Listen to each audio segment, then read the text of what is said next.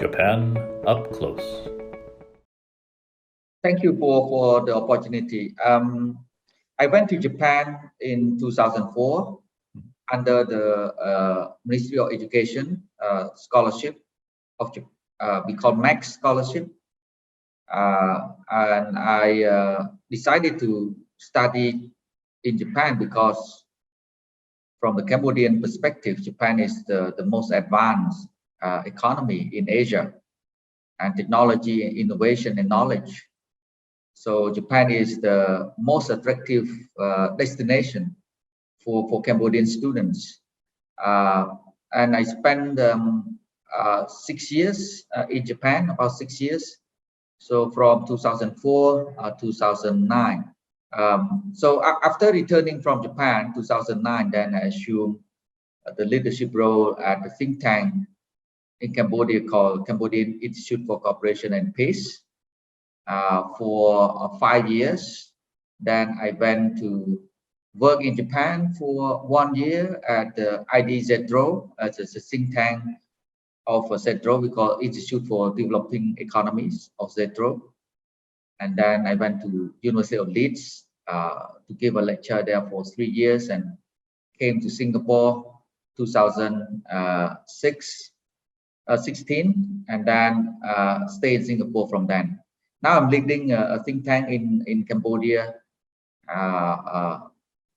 Asian Vision Institute, since 2019, so more than 3 years now. So this background in Japan really shaped my worldview, really build who I am in terms of knowledge, in terms of communications, network. So I still utilize my network, my friends who went to study in Japan together. But it is a new think tank, more than 3 years, established January 2019. So the objective, the vision of the institute is to promote this kind of knowledge sharing, conduct research, policy communication, in order to impact positive policy change in Cambodia as well as the region. So the ultimate objective is to build a more inclusive, sustainable, and resilient society in Asia, because it's not only Cambodia but Asian region as a whole. And we have different programs and projects, and work under 5-6 centers now. So we have Center for Sustainable Development Study, Center for Culture and Peace Studies, the Mekong Center for Strategic Studies, Center for Governance, Innovation and Democracy, Center for Inclusive Digital Economy, and Resource Center. So Resource Center is a new center that we are trying to collect relevant data and statistics and resources and study of all relating to Cambodia, to create a database so that those interested in Cambodia, they can get access to those materials. So this is a new center, and we have different programs under ABI, including 100 Village, Taicho 100 Village project. It's more of a smart, innovative village development. So we already identified 100 model village across Cambodia, and start implementing innovations, leadership, capacity building, infrastructure development in this 100 village. In cooperation with the Asian Development Bank, and we're looking for other partners to implement other projects in a different village. We also promote a lot of dialogues on this kind of digital entrepreneurship, because we believe, especially during the COVID-19, so we believe that digital adoption and transformation is critical to the resilience of SMEs, especially women-owned SMEs in Cambodia. And we also created the ONCO Social Innovation Park as an independent autonomous body of ABI. So ONCO Social Innovation Park aims to have SMEs build innovation capacity in 4 areas: process innovation, product and service innovation, digital innovation, and digital marketing, and financial innovation. So because we try to promote social innovation in ways that the SME is more capable in responding to changes, becoming more resilient, because we need to prepare for future crises. After the COVID-19, and we don't know what are other crises that may hit us, and SME normally suffer the most from the crisis. So that is another kind of flagship program when it comes to social innovation. And ABI, we become the top kind of the most influential think tank in Cambodia. Even though more than 3 years, we have been recognized by both the Japanese and Cambodian government. It is the first time in the history perhaps of Cambodia foreign relations that in the joint statement at the highest level between the two prime ministers of Japan and Cambodia, they put ABI as an intellectual bridge to connect Japan and Cambodia. So that is a great honor for our think tank to be recognized as a bridge, people-to-people ties and intellectual bridge between the two countries. So this is something that we are proud of. And one of the co-founder of ABI is Japanese. Is Mr. Morita-san. He's used to work as a Secretary General of ADB for more than 20 years back in the 1980s. So we have a close relation with Japan thanks to him as well. We have what we call a multi-layer networking and dialogue with various Japanese think tanks and government agencies, and also NGOs such as the Nippon Foundation. We have also exchanged views on Myanmar in particular, so we work closely on that. With the Japanese embassy, we have implemented a lot of projects, including training program on the investment law. We provide training to private sector and other stakeholders interested in investment law. We have organized a series of workshops and conferences on different topics. So the latest 2 rounds on Myanmar, because Cambodia is the chair of ASEAN this year. So and Japan play very active role in shaping ASEAN and regional response to Myanmar on Myanmar. So that is something that we have worked closely with Japan. And down the road, we expect to further collaborate with Japanese think tanks, such as the Institute of Foreign Affairs and the National Institute of Defense Study of Ministry of Defense.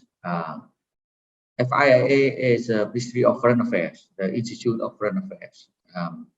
So that those are think tanks and partners that we have been working with, collaborating, and we will continue to strengthen our collaboration with Japan.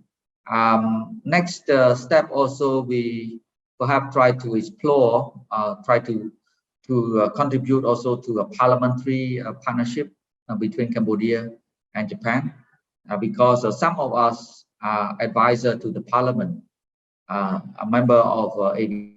We will have more activities and exchange to further strengthen parliamentary partnership between the two countries. And of course, some of us also have a position, kind of high position at the Ministry of Foreign Affairs.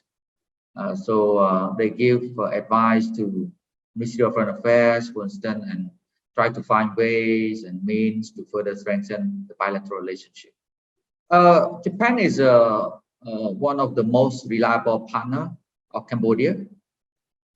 Since late 1980s, Japan have played significant role in seeking peace for Cambodia, and after peace, then in terms of national reconstruction after the civil war, So this year marks the 30th anniversary of Japanese peacekeeping forces.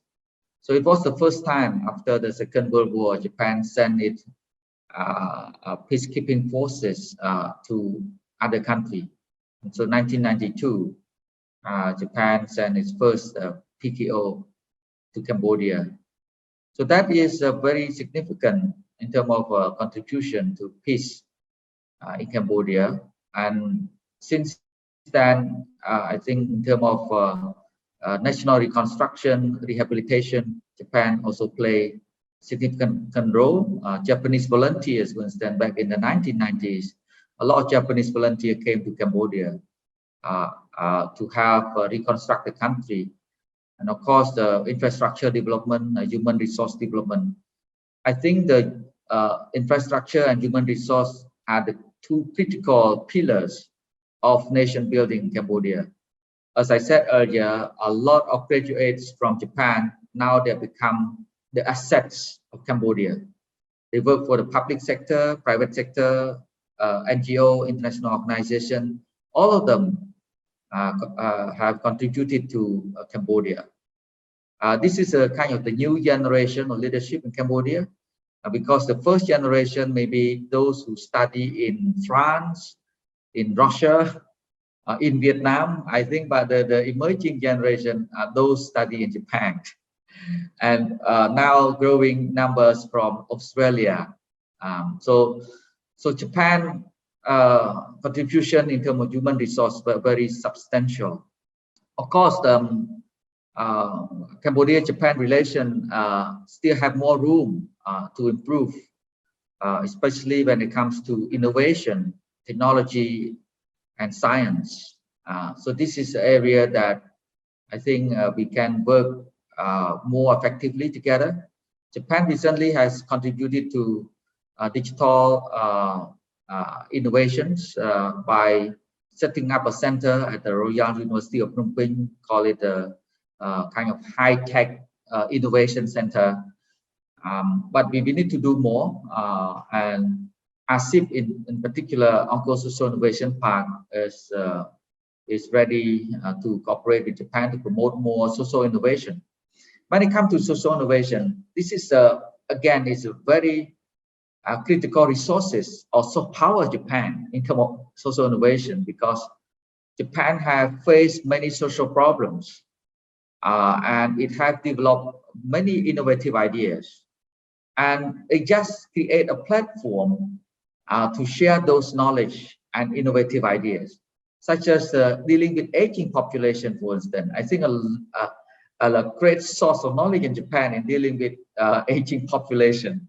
Maybe no other country, no other society have this kind of experience in dealing with aging populations.